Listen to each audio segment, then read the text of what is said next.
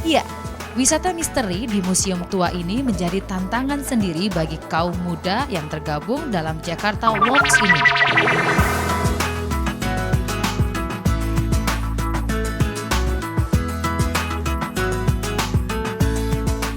Gelap, pengap, dan dingin. Itulah keadaan di ruangan-ruangan yang akan saya masuki. Meski harus menerjang gelap, satu persatu isi gedung tua ini mulai nampak di depan mata. Di bagian atas gedung tersimpan koleksi barang furniture yang berumur ratusan tahun. Kursi jati, meja pertemuan, hingga pedang untuk memasung kepala orang. Wih, ada juga tempat tidur bayi. Lihat, tempat tidurnya bergerak sendiri. Seram. Sebenarnya tempat apa ini ya?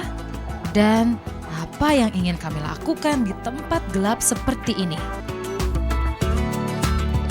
Ya, wisata misteri di Museum Tua ini menjadi tantangan sendiri bagi kaum muda yang tergabung dalam Jakarta Walks ini. Hampir 100 orang peserta turut andil menyusuri museum klasik yang dibangun pada tahun 1707. Dan setelah dibagi pada grup, dimulailah petualangan misteri malam itu. Berselimut rasa penasaran dan takut, para peserta ternyata tak segan juga berfoto dengan berbagai koleksi yang ada di Museum Fathahillah. Memang tak ada larangan berfoto di sana, tapi jangan salahkan jika ada orang tak dikenal ikut foto bersama. Takut! Ewa pun mengalami kejadian langka itu. Yeah, I was playing around with my camera and I took a photograph. Actually looks like a ghost, but I couldn't say what was that. Probably some other people, but it looks kind of bad. Museum Fathahillah atau sering disebut Museum Sejarah Jakarta ini memang punya daya tarik misteri, apalagi usianya yang sudah menginjak 300 tahun. Koleksi baju tua, prasasti, meriam si Jagur menjadi salah satu dari banyak saksi bisu di sana.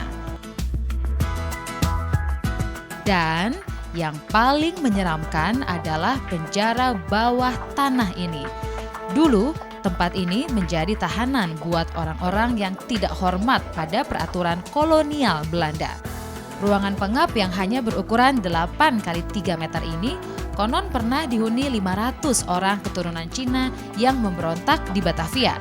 Setiap hari nasi encer dan air kotor menjadi makanan mereka.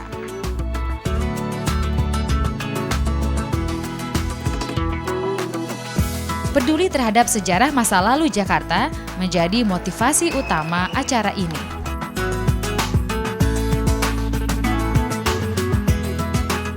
Tidak ada salahnya daripada mengajak anaknya untuk pergi-pergi yang nggak karuan, mengenalkan mereka kepada budaya yang sifatnya lebih kapitalis. Kenapa nggak ajak anak-anaknya untuk pergi ke museum, untuk mempelajari sejarah Jakarta itu sendiri? Karena kita kan hanya bisa membangun bangsa kita bila kita cinta. Kita hanya bisa cinta bila kita. Mystery Walks masih berlanjut. Peserta masih diajak melewati perjalanan malam yang lain, menjajaki tempat-tempat bersejarah di sekitar daerah kota, mulai dari stasiun kota hingga Gereja Sion. Wah, seru pokoknya. Meski singkat, namun rasanya malam itu jadi petualangan yang tak terlupakan bagi kami.